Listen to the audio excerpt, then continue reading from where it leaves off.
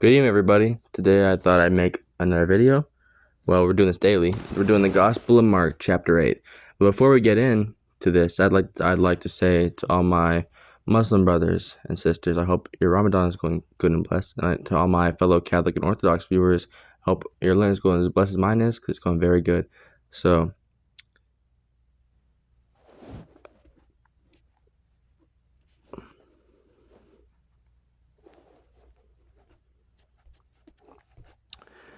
let's get started. The Gospel of Mark, chapter 8.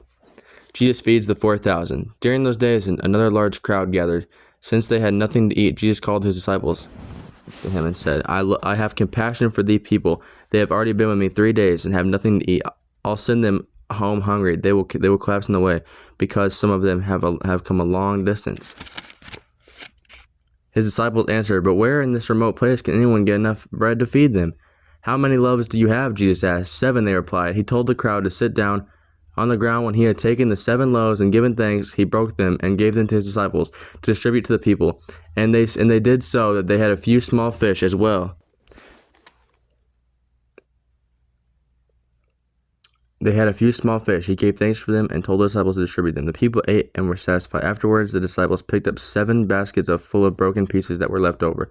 About 4,000 were present. After he had sent them away, he got into the boat with his disciples and went to the region of Dalmanutha. The Pharisees came and began to question Jesus to test him. They asked him for a sign from heaven. He sighed deeply and said, Why does this generation ask for a sign? Truly I tell you, no sign will be given to it. Then he left them, got back into the boat, and crossed their side, the yeast of the Pharisees and Herod. The disciples had forgotten to bring bread except for 1 loaf they had with them on the boat. Be careful, Jesus warned them.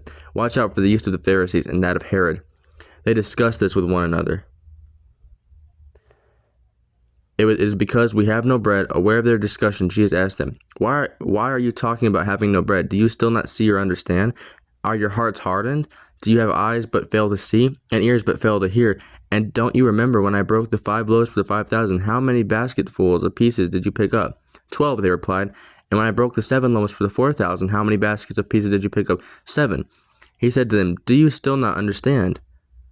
Jesus heals a blind man at Bethesda. They came to Bethesda. I'm saying Bethesda. I think it's Bethsaida. And some people brought a blind man and begged Jesus to touch him. He took the blind man by the hand and led him outside the village. When he had spit on the man's eyes and put his hands on him, Jesus asked, Do you see anything? He looked up and said, I see people. They look like trees walking around. Once more, Jesus put his hands on the man's eyes. Then his eyes were opened, his sight was restored, and he saw everything clearly. Jesus sent him home, saying, Don't even go into the village. Peter declares that Jesus is the Messiah. Verse 27, Jesus and his disciples went on to the villages around Caesarea Philippi. On the way, he asked them, Who do people say I am? They replied, Some say John the Baptist, others say Elijah, and still others one of the prophets. But what about you? He asked. Who do you say I am? Peter answered, You are the Messiah, Jesus. Jesus warned them not to tell anyone about him. Jesus predicts his death. He then began to teach them that the Son of Man must suffer many things and be rejected by the elders, the chief priests, and the teachers of the law, and that he must be killed, and after 3 days rise again. He spoke plainly about this, and Peter took him aside and began to rebuke him. But when Jesus turned and looked at his disciples, he rebuked Peter. Get behind me, Satan, he said. You do not have in mind the concerns of God, but merely human concerns. The way of the cross. Then he called to the crowd to him, along with his disciples, and said, Whoever wants to be my disciple must deny themselves and take up their cross and follow me. For whoever wants to save their life will lose it, but whoever loses their life for me and for the gospel will save it.